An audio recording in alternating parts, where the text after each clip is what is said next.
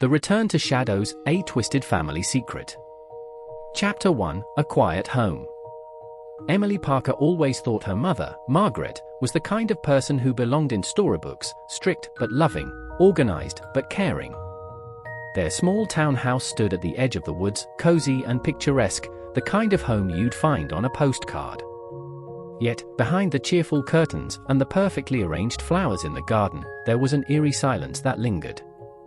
Margaret was not like the other mothers in town.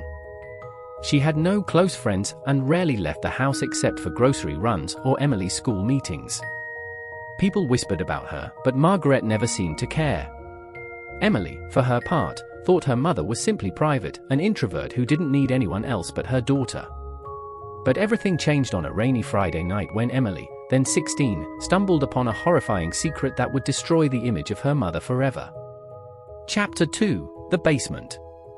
The storm outside raged as Emily sat on the couch, flipping through her school textbooks. She heard a sound, a muffled noise, faint but persistent. It came from the basement, a place her mother always forbade her from entering. "Stay out of there, Emily. That's private," her mother would say with a stern face. Curiosity got the better of her. Emily tiptoed across the creaking floorboards and reached the basement door. It was slightly ajar, and the faint hum of machinery came from below. The dim light flickered as she descended the narrow stairs, her heart pounding louder with each step. When she reached the bottom, the sight that greeted her made her blood run cold. There, in the center of the room, was a metal table stained with dark, dried blood. Tools, knives, saws, and other sharp instruments were neatly arranged on the shelves. And in the corner, bound and gagged, was a terrified man, his eyes pleading for help. Emily froze, her mind struggling to make sense of what she was seeing. Suddenly, a voice broke through her shock. "Emily!" Her mother's voice rang out, sharp and panicked. Emily spun around to see Margaret standing at the top of the stairs, her face pale, but her eyes blazing with anger. What is this?" Emily stammered, her voice barely a whisper. Margaret's expression hardened. "You weren't supposed to see this." Chapter 3, The Betrayal. Margaret tried to explain, but her words only made things worse. "These people, they deserved it, Emily. They were bad people. I'm doing what the police can't." Emily couldn't breathe. Her mother for a killer? She wanted to believe it was a nightmare, but the blood-stained tools and the terrified man told her otherwise. Without thinking, Emily turned and bolted up the stairs, her mother's shouts echoing behind her. She ran into her room, locked the door, and called the police with trembling hands. When the officers arrived, Margaret didn't resist. She was calm, almost eerily so, as they handcuffed her and led her out of the house. Her last words to Emily were, "You'll understand one day." Emily didn't stay to watch.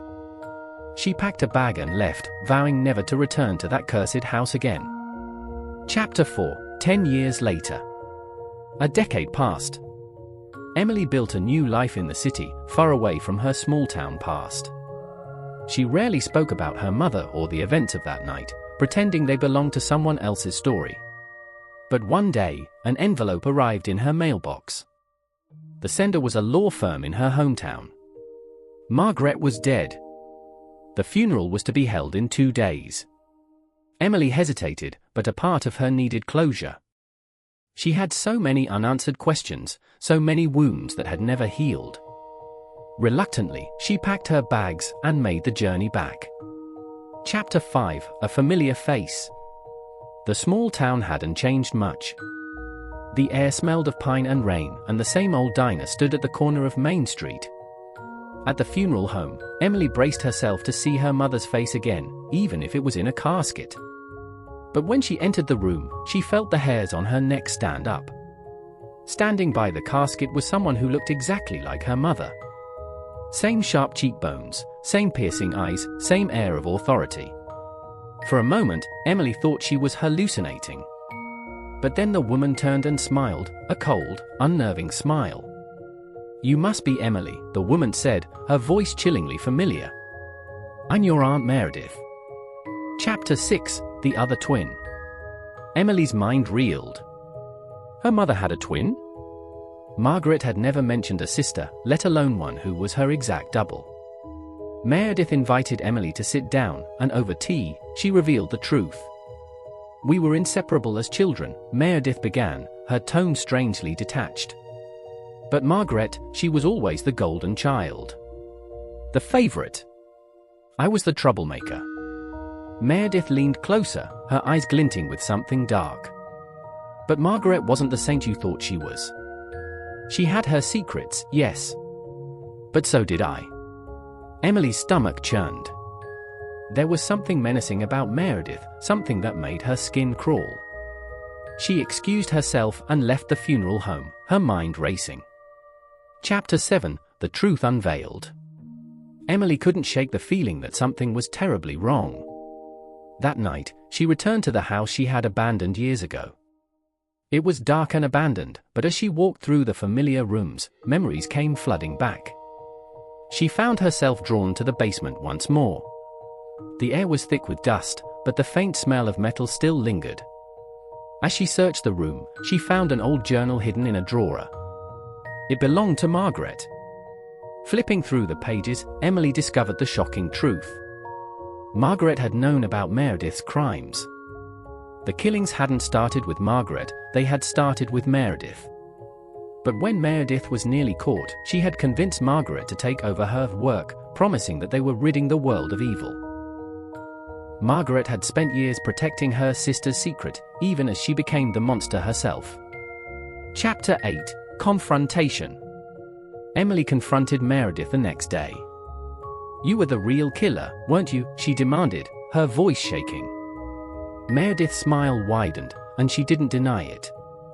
"Oh, Margaret played her part well, didn't she? Always cleaning up my messes. But in the end, she was weak. She didn't have the stomach for it." Emily felt a surge of anger and fear. "She ruined her life because of you. She died because of you." Meredith shrugged. "She made her choices.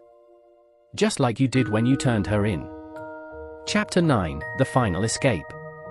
Emily knew she had to leave.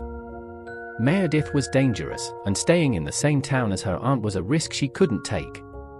But before she left, she visited her mother's grave. For the first time in years, she felt a pang of guilt. "I'm sorry," she whispered. "I didn't know the whole story." As she drove away from the town for the last time, Emily couldn't shake the feeling that Meredith wasn't done with her. She glanced in the rearview mirror and swore she saw her aunt's silhouette standing at the edge of the woods, watching her leave. Epilogue, Shadows Never Fade. Months later, Emily received an unmarked package at her apartment. Inside was a single photograph of her mother and Meredith as children, smiling innocently. Scrawled on the back were the words, "Family ties are never broken." Emily locked the doors and closed the curtains, but she knew that the shadows of her past would always follow her, no matter how far she ran. Here is a list of key vocabulary from the story, along with their definitions to help readers build their understanding.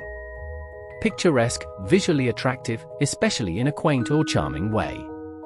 Example, the town was nestled in a picturesque valley surrounded by mountains.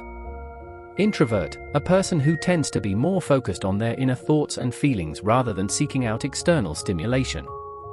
Example, Margaret was an introvert who rarely left the house. Persistent, continuing firmly or obstinately despite difficulty or opposition. Example, Emily heard a persistent noise coming from the basement. Forbade, past tense of forbid, meaning to order someone not to do something.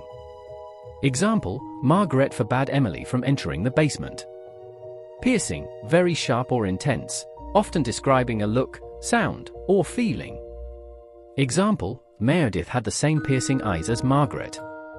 Detached, emotionally uninvolved or indifferent. Example, Meredith spoke about their childhood in a detached tone. Churned, agitated or stirred up strongly, often describing emotions or a liquid. Example, Emily's stomach churned as she learned the truth. Eerie, strange and frightening. Example, there was an eerie silence in the house at night.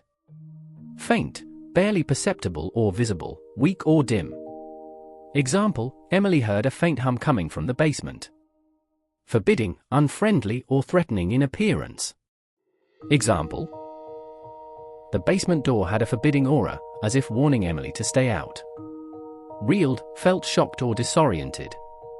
Example: Emily's mind reeled when she discovered her aunt's identity. Reluctantly, unwillingly, or hesitantly. Example: Emily reluctantly returned to her hometown after her mother's death. Menacing, suggesting the presence of danger, threatening. Example: there was something menacing about Meredith's smile. Abandoned, left behind or deserted. Example: Emily returned to the abandoned house she had once called home. Haunting, poignant and evocative, difficult to forget. Example: the haunting smell of metal lingered in the basement. Guilt, a feeling of having committed wrong or failed in an obligation. Example: Emily felt a pang of guilt as she stood at her mother's grave. Silhouette, the dark shape or outline of someone or something visible against a lighter background. Example: Emily thought she saw Meredith's silhouette in the woods. Grave, a burial site or a serious and solemn tone. Example: Emily visited her mother's grave before leaving town. Scrawled, written quickly and carelessly. Example: words were scrawled on the back of the photograph. Closure, a sense of resolution or conclusion at the end of an event or relationship. Example: Emily returned to her hometown seeking closure.